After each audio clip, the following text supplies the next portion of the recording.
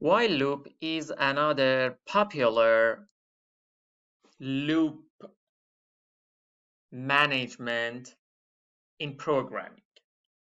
And like for loops, you can find it in all of the programming languages because of its straightforward and easy logic. It works like this, as you can see here. While this condition holds, do this. That's it. So you see here we have condition as A and we have a statement as B. According to the general rule that I told you, since A is condition comes inside parentheses, and since B is a statement, it comes inside curly brackets. And here you see a schematic of it. Condition A, if it is false, end of loop, and if it is true, the statement is executed. Here it is the syntax in R. While inside parentheses you put the test expression. We are going to do them in R very soon. And while this test expression is true, do this statement. Here is an example. First, we run it manually before we do it in RStudio. In the first line, it assigns 1 to I. So here, when we start the while loop, the value of I is equal to 1 because here it is assigned 1 to I.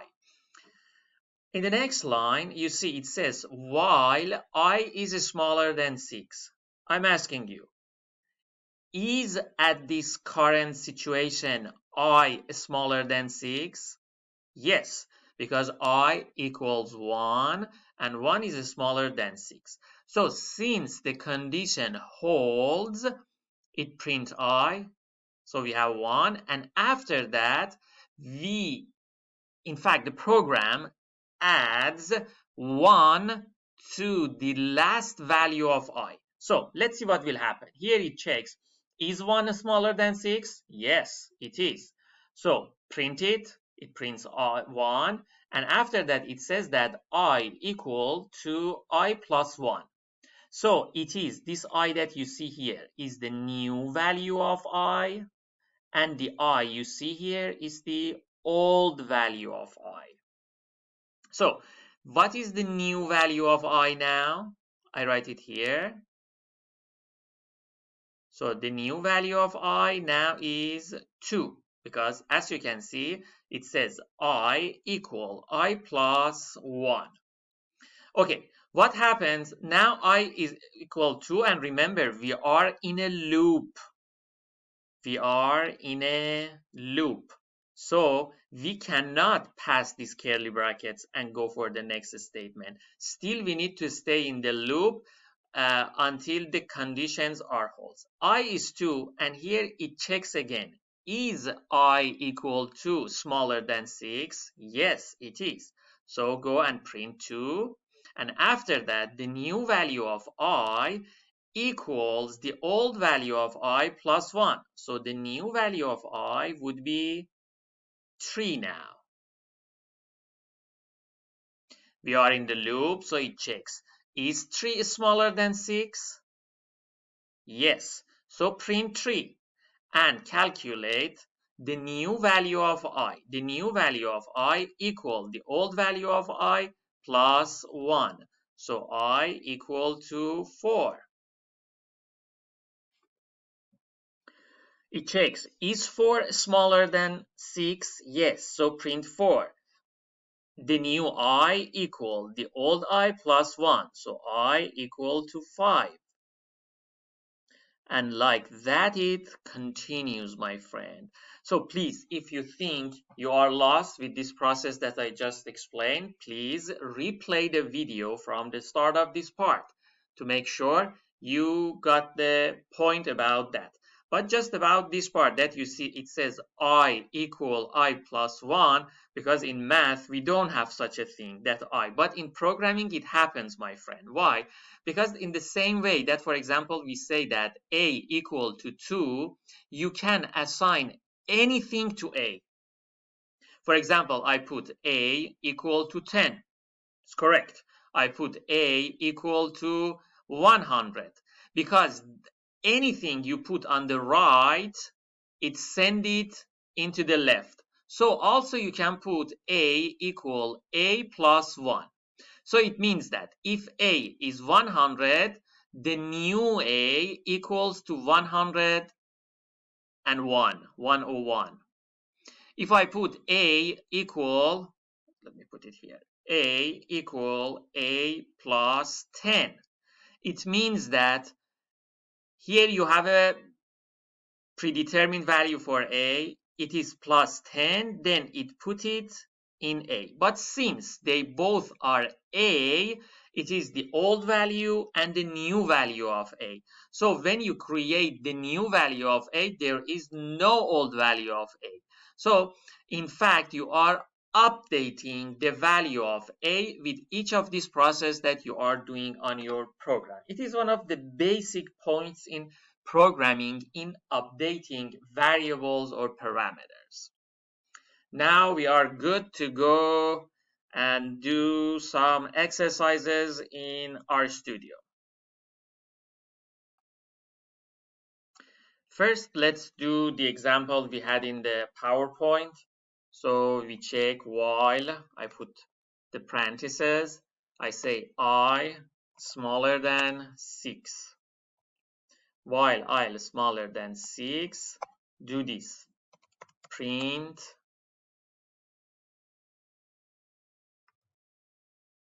I, and in the next line, I put I equal I plus 1. I need to first initiate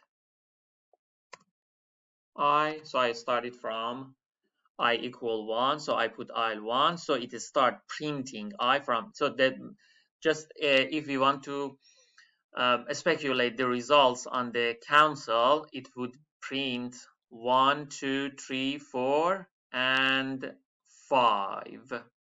Why it is not gonna why it's not gonna print 6? Because as soon as I get 6, 6 is not smaller than 6, my friend. 6 is not smaller than 6, so the printing is not happening here. As soon as it notices I is 6 and the condition does not hold, so it gets out of the loop. Okay, so let's run it now.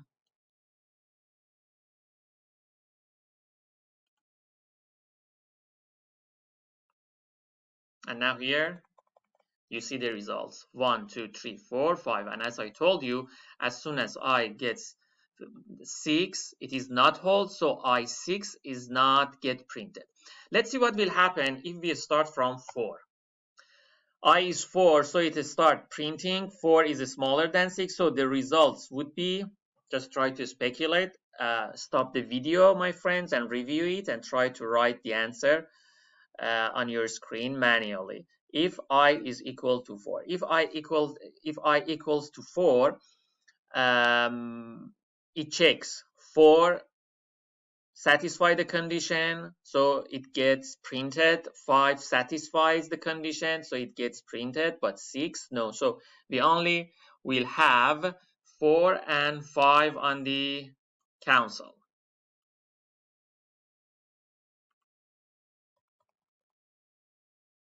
Now, one question that I have from you: what happens, my friend, if we remove this part? What happens if I put I equal to 4 and it says while I smaller than 6, print I? Stop the video and try to speculate your answer. Okay, If you put I equal to 4, of course, for the first round, 4 is smaller than 6. First of all, the answer, it's gonna run indefinitely. Indefinitely for infinite times. Why? Because for the first run, I is 4, and 4 is smaller than 6, so it prints it. It prints it, 4. But since it is in the loop, it goes and check the condition again. Again, 4 is smaller than 4, so print 4. 4 is smaller than, 4 is smaller than 6, print it. 4 is small, print it.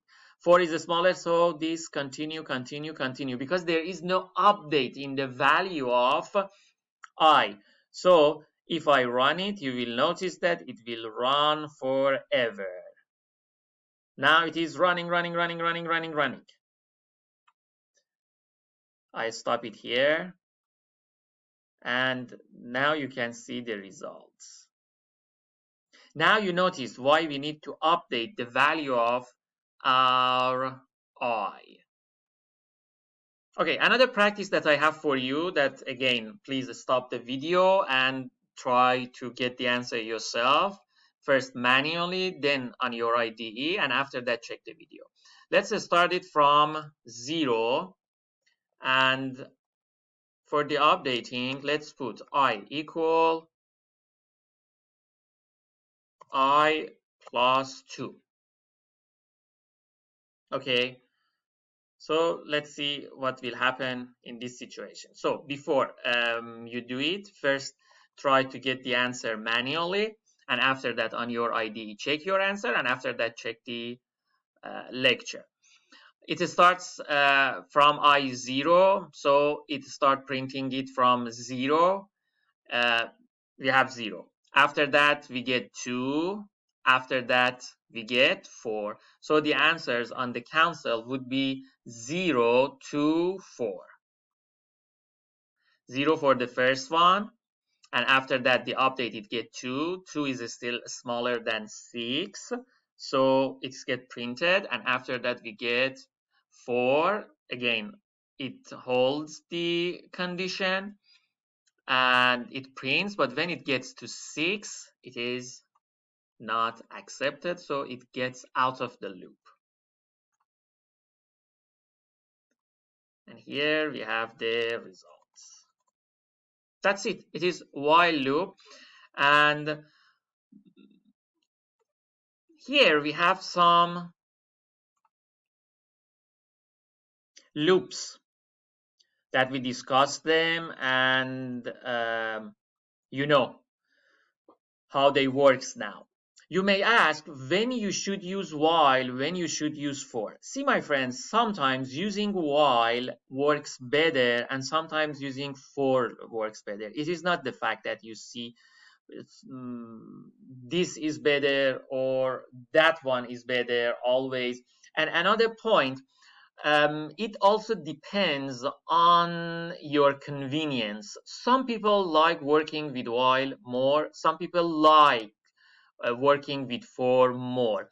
And most of the time, most of the time, not all the time, most of the time, you can do easily what has been coded with for, change it to while, and vice versa. For example, here you see for x in 1 to 10, print x. Try to do it with a while loop. Okay, my friend, try to do it. Try to stop the video and try to do it on your own before you check the answer on the video. Okay. Here we have for x in 1 to 10 and print it. It prints 1 to 10 simply. And here we have it in a while loop. X equal to 1 while x is smaller than 11 and print this. So let's run this one. And you see we have 1 to 10 printed, and after that I'm going and run these to see they are the same. And again you have